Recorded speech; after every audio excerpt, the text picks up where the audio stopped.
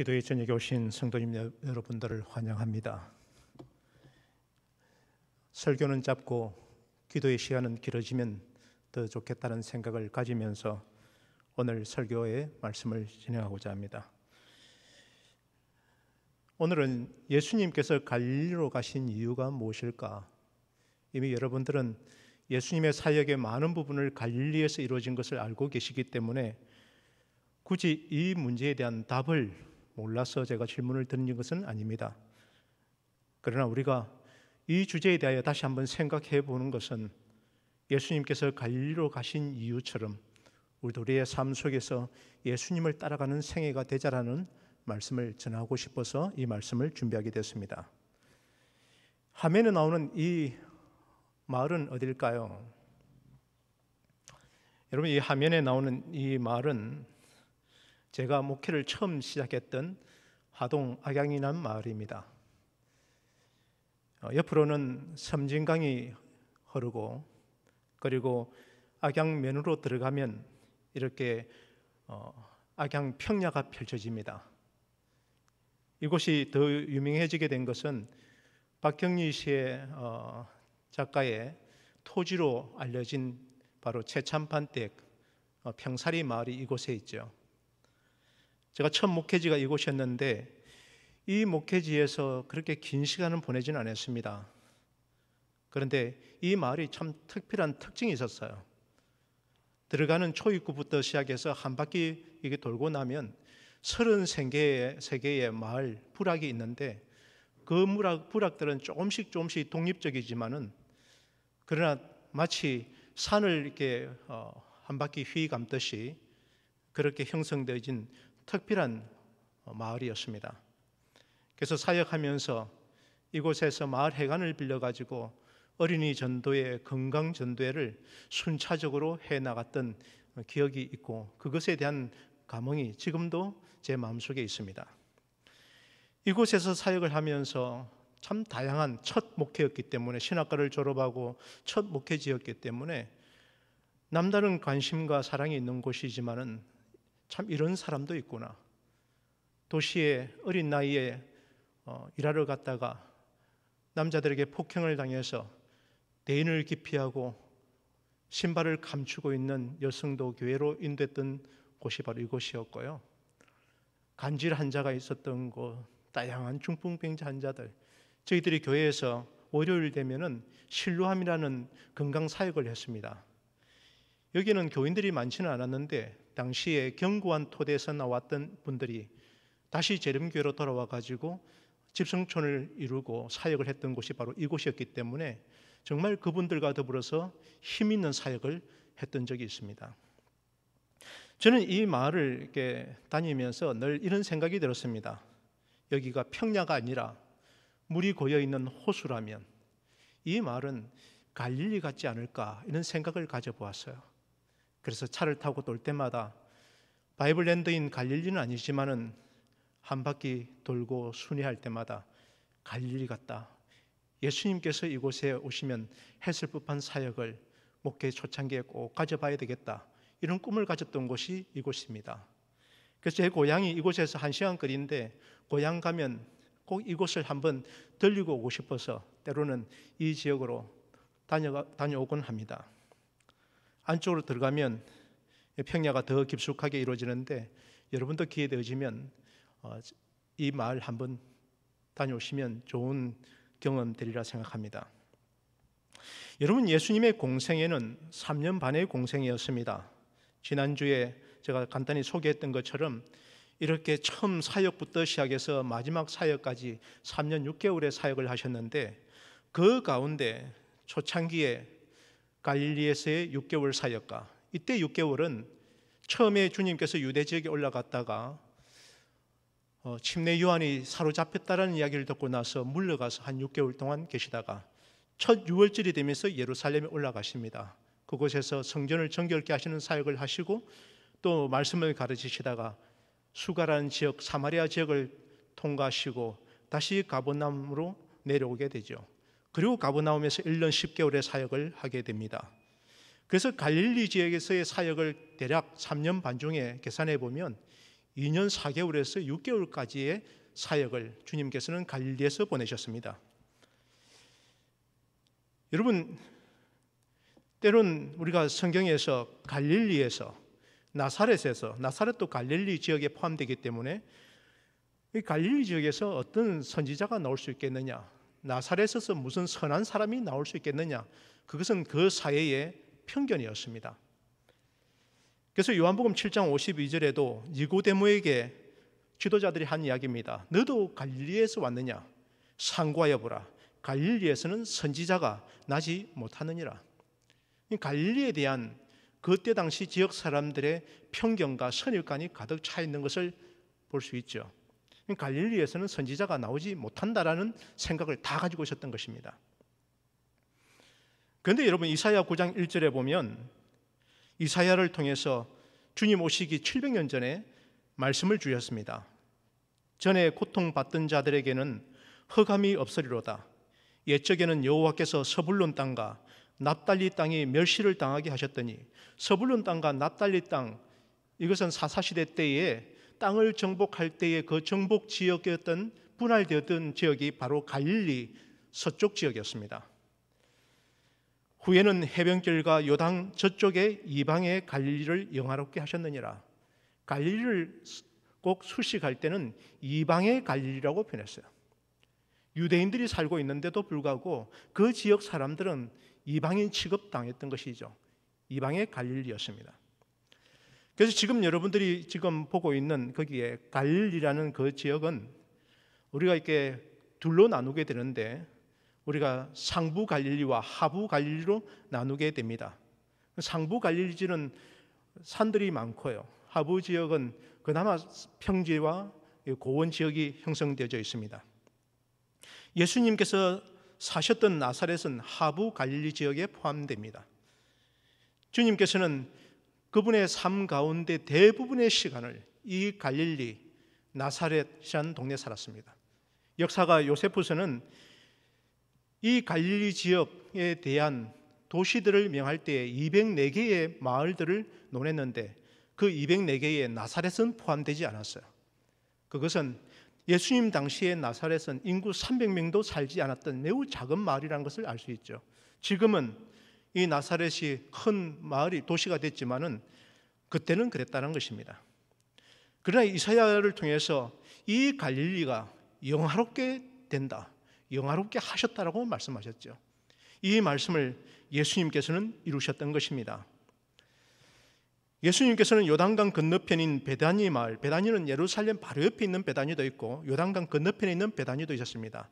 이 베다니에서 침례를 받으시고, 그리고 요단강을 따라 올라가시면서 제자들 5명, 처음 제자들을 만나서 이렇게 갈릴리 지역으로 올라가시게 된 것이죠. 갈릴리라는 이 호수는 호수라고 해도 맞고 바다라 해도 맞습니다. 왜냐하면 그 호수의 심에 의해서 용천수가 나오는데 염분이 섞여져 있기 때문에 바다라고 말할 수도 있고요. 그리고 위에 산지에서 내려오는 헤르몬 산에서부터 여러 산에서 내려오는 물줄기가 모이는 곳이기 때문에 호수도 맞습니다. 이 갈릴리의 길이는 우리가 남북으로 보면 21km고요. 그리고 동서로 보면 12km 정도 됩니다. 이 갈릴리라는 말은 히브리어의 원, 순회란 뜻의 의미를 가지고 있습니다. 그리고 둘레가 50km죠. 뭐 자전거 타고 50km 이렇게 다니는 것처럼 성지순례 가면은 자전거 빌려가지고 이렇게 갈릴리 호수 주변을 여행하는 분들의 이야기들도 종종 듣곤 합니다. 그리고 고도가 해저 바다보다 더 낮은 200m 정도 낮은 곳이죠.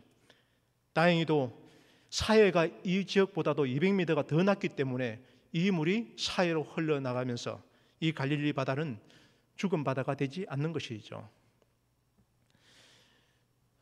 마태복음 21장 10절에 예수님께서 예루살렘으로 마지막 때 입성하셨을 때 사람들이 소동하면서 이는 누구냐, 이는 누구냐라고 말했을 때 앞서 니고데모에게 그들이 말했던 것처럼 갈릴리에서 선지자가 나올 수 있느냐라고 말했는데 3년 반 후에 백성들의 예수님에 대한 평가는 나사렛에서 나온 선지자였습니다.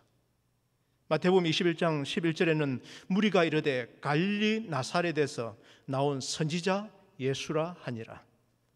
사람들의 평가는 3년 반이 지난 그 평가는 나사렛에서 나온 선지자 예수라는 것이 무리들의 평가였던 것이죠. 물론 가장 측근에 있는 제자들은 살아계신 하나님의 아들 예수 그리스도인 것을 그들은 고백하게 되었습니다. 이 예수님께서 그분의 공생의 대부분의 사역을 선택하신 곳이 바로 이 갈릴리였다는 것이죠. 마태복음 4장에는 이렇게 말씀합니다. 예수께서 온 갈릴리에 두루 다니사 그들의 해당에서 가르치시며 천국 복음을 전파하시며 백성 중에 모든 병과 모든 약한 것을 고치시니 그의 소문이 온 수리아에 퍼진지라. 사람들이 모든 앓는 자 곧 각종 병에 걸려서 고통당하는 자 귀신 들린 자 간질하는 자 중풍병자들을 데려오니 그들을 고치시더라. 그분께서 갈릴리에서 하셨던 사역 여러분 많이 들으셨죠? 해당에서 가르치셨고요, 또 복음을 전파하셨고 또 약한 자들을 고치셨습니다. 실제로 복음 교역자에는 예수님의 이 사역에 대한 부분을 이렇게 표현해 놨습니다. 구주의 사업은 때와 장소에 한정이 없었고 주의 동정에는 제한이 없었다. 주님께서 행하신 병 고치고 가르치시는 사업은 실로 대규모적이었으므로 주님께로 모여온 수많은 군중들을 다 받아들일 만한 건물은 팔레스틴이나 지방에서는 찾아볼 수가 없었다. 그러므로 갈릴리의 푸른 언덕, 사람들이 많이 다니는 큰 길이나 바닷가, 해당 그 외 어디든지 병자를 데려온 곳은 주의 병원이었다. 갈릴리는 그 엄청난 주님의 사역을 건물 안에 다 할 수 없었던 곳이죠. 그래서 여러분 마가복음에 보면은 한 중풍병자가 친구들에 의해서 들려왔었을 때 그 문 앞에서 들어갈 수가 없어서 지붕을 뜯어서 그 친구를 내리는 사건이 나옵니다.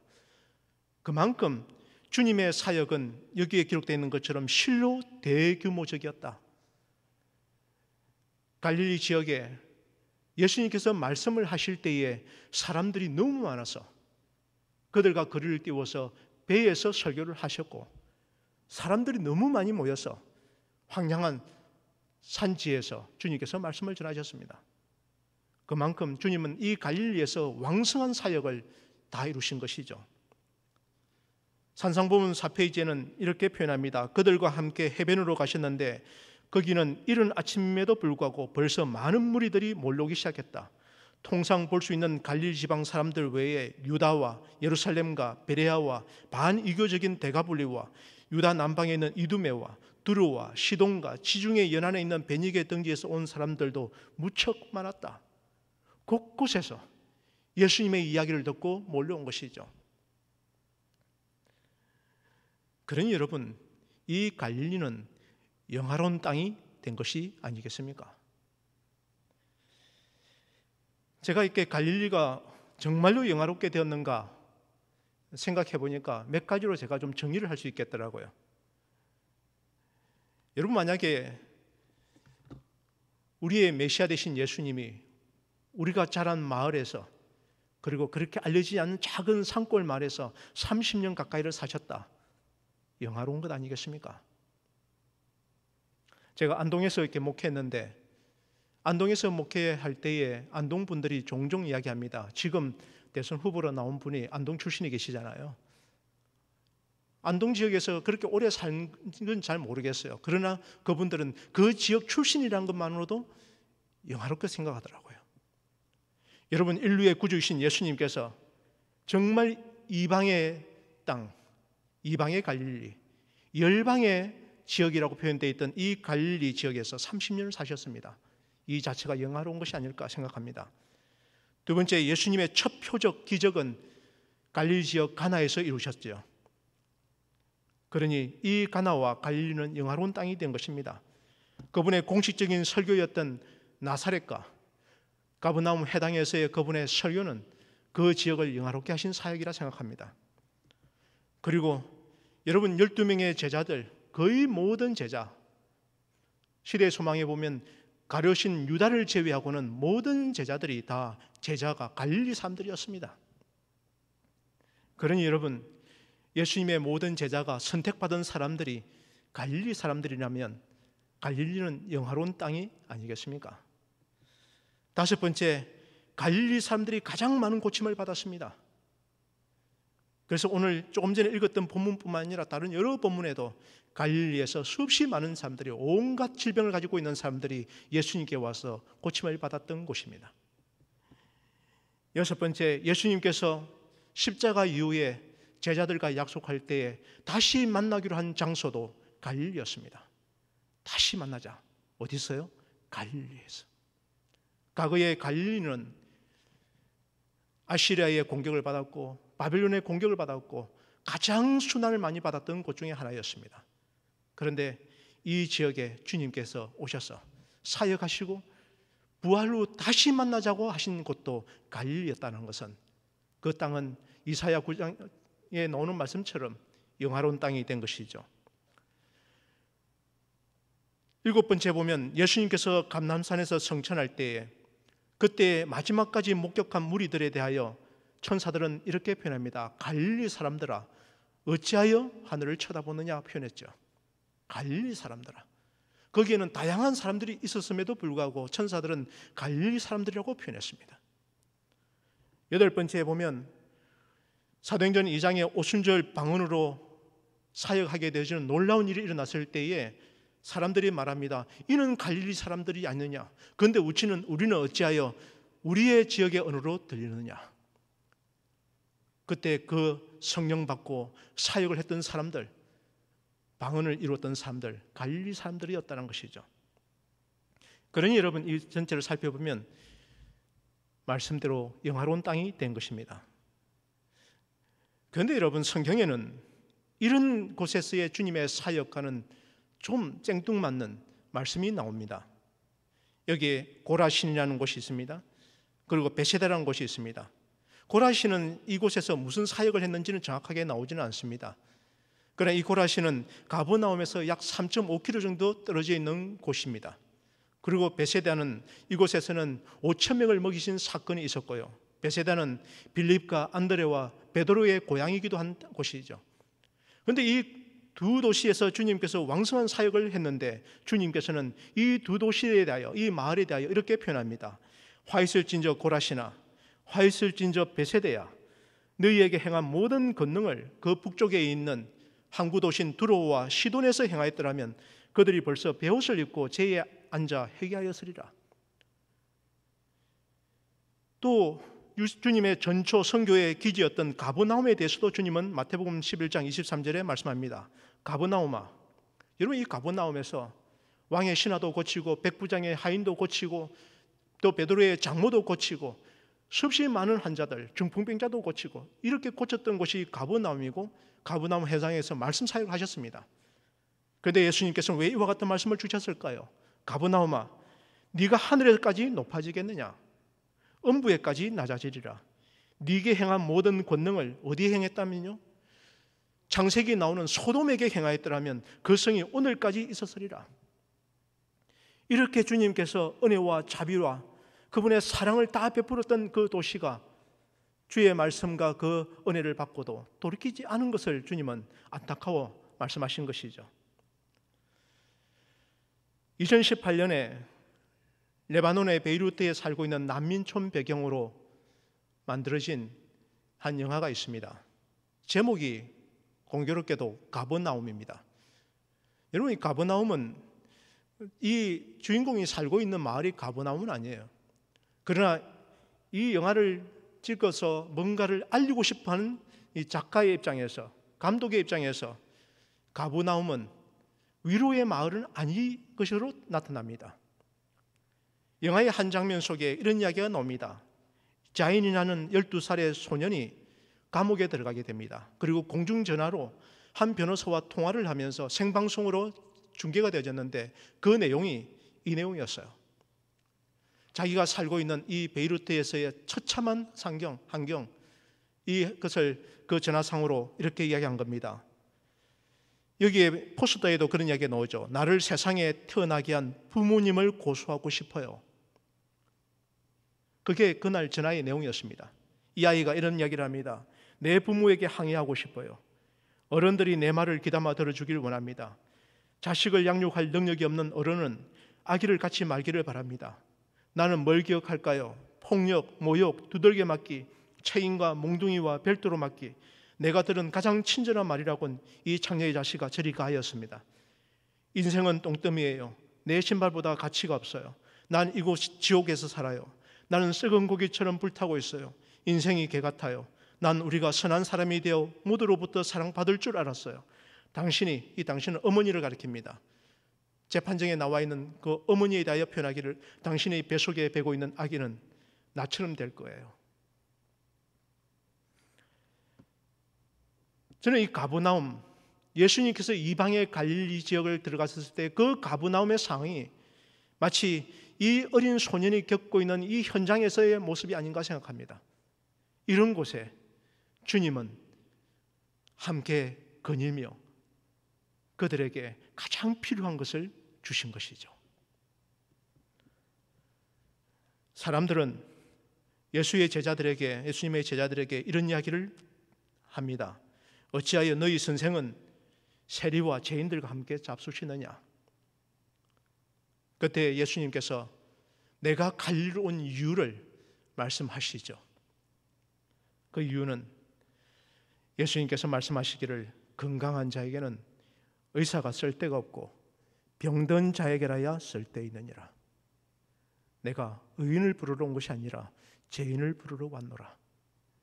그래서 주님은 그분의 사역의 지역을 갈리로 이동해 가서 조금 전에 21세기에 살고 있는 베이루트 난민 이 자인의 이야기처럼 지금으로부터 2000년 전에 열방의 한 마을 이 갈릴리 지역에서 주님께서는 그분의 공생의 사역을 하신 것이죠.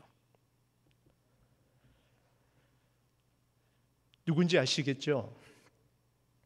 2010년에 암으로 투병하다가 생애를 마친 고 이태석 신부입니다. 최근에 그분에 대한 부분들을 좀 살펴보다 보니까 참 선교사로 다녀온 제가 참 부끄러웠고 그러면서 많은 배움을 가지게 되었습니다. 제가 다음 달에 삼육대학에서 하는 해외 선교 대회를 하다 보니까 아프리카에서 오신 선교사님들과 같이 면담하고 이야기 나누는 시간들을 좀 가지게 됩니다. 그러면서 우리 재림교회의 선교사님들도 그러하지만은 가톨릭의 신부로서 의사로서 사역했던 이 이태석 신부에 대한 부분에 대해서도 좀 생각해 보게 되었습니다. 그는 인제대학에서 의과대학을 마치고 흔히 말하는 의사의 길을 갈 수 있는데 의사의 길을 가지 않았어요. 그러면서 사람들이 물어봤습니다. 당신은 왜 의사의 길을 가지 않냐고 아프리카로 가려고 하느냐? 그랬더니 이분이 말하기를 돌이 있는데 여러 가지 돌이 있는데 그 돌 중에 다이아몬드가 보인다면 다이아몬드를 선택하지 않겠느냐?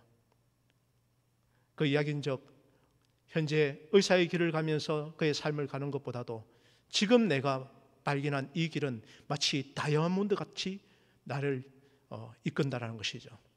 그리고 갔습니다. 그리고 왜 하필이면 수단 남쪽에 있는 이곳이냐? 그랬더니 그들이 너무 가난해서 그렇다 그랬어요. 그의 책 중에 이런 이야기가 나옵니다. 처음에는 워낙 가난하니까 여러 가지 계획을 많이 세웠다.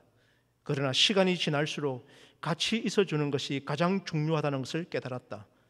어떤 어려움이 닥친다 해도 그들을 버리지 않고 함께 있어주고 싶다.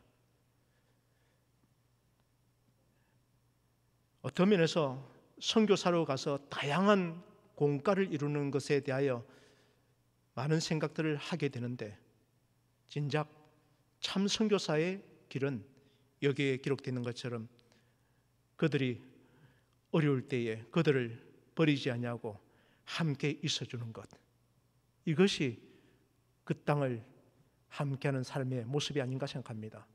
예수님께서 갈릴리 지역을 가신 이유가 바로 거기 있었던 것이죠. 시대의 소망 275페이지에는 그렇다면 예수께서 의사로서 당신의 도움을 필요로 하는 계층의 사람들에게 가시는 것은 그가 하실 일이 아니었던가? 참 의사 되신 주님께서 그물 안에서 다 그들을 치유할 수가 없어서 산으로, 들로, 바닷가로 거니시면서 거기에 있는 모든 사람들, 온갖 질병을 고쳐주시는 사역을 하신 것은 그 사람들에게 가실 수 있는 분은 당신밖에 없었던 것을 아시기 때문이죠. 하이픈의 원고 3페이지 1898년의 기록에는 이런 말씀을 주셨습니다. 세리와 죄인들은 이제 그리스도께서 그들과 함께 하시고 함께 대화를 나누심으로 그들을 존귀케 하셨다는 간증을 할 수가 있었다.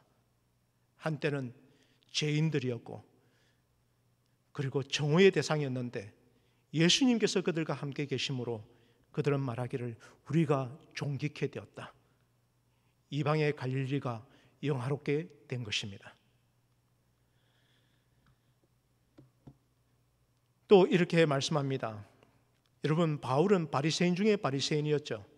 산헤드린의 회원이었죠. 그런 그가 복음을 받아들인 다음 생각이 달라집니다. 여기에 기록되어 있는 말씀처럼 바울은 예루살렘으로 향하면서 거기에 있는 사도들, 특히 베드로와 사귀기를 원했다. 여러분, 한때 어부였던 베드로, 그러나 바울은 한때 산헤드린의 회원이었고 바리새인 중에 한 사람이었는데 이제 그는 누구를 만나고 싶다고요? 베드로를 만나고 싶다는 거죠. 바울은 그리스도께서 세상에 계실 때 함께 살고 함께 기도하고 함께 이야기했던 갈릴리 어부들을 보고 싶은 마음이 간절했다. 여러분, 갈릴리의 제자들이 예수님 옆에서 함께 계시고 함께 살고 함께 기도하고 그것만으로도 그들은 정말 영화로운 것이 된 것이죠. 그리고 이 바울은 그 수제자 베드로를 만나보고 싶은 마음이 참으로 간절했다. 때로는 목회자로서 살면서 나 같은 사람에게 성도들이 목사님 하면서 뭔가 상담해오고 기도 요청하고 방문 요청하고 말씀 앞에 무릎을 꿇는 것들을 보면 주의 말씀을 가지고 있는 것으로 인해서 나 같은 사람이 영화롭게 되었다는 것에 대한 그 기쁨을 감출 수가 없습니다. 갈릴리 지역의 어부들이 그러지 않았을까요? 버림받았던 사람들이 예수님으로 인해서 이제는 사람들이 그들을 만나보고 싶은 대상이 된 것이죠. 왜요? 그들이 예수님과 함께 걸었기 때문이고 그들이 예수님을 만나 함께 다녔던 사람들이었기 때문이죠.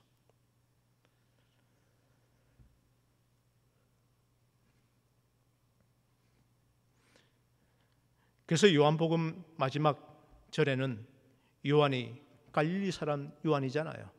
요한이 예수의 생애에 대한 부분들을 그 책을 마무리하면서 적은 말이 이 말씀입니다.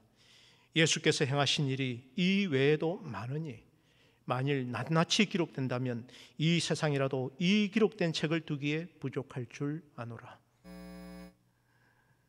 갈릴리 사람들 예수님의 생애에 대한 이야기를 하고 싶은 말이 얼마나 많을까 생각해 보게 됩니다. 그리고 그분의 생애에 대한 이야기를 다 기록한다면 이 세상이라도 이 기록된 책을 두기에 부족할 줄 아노라.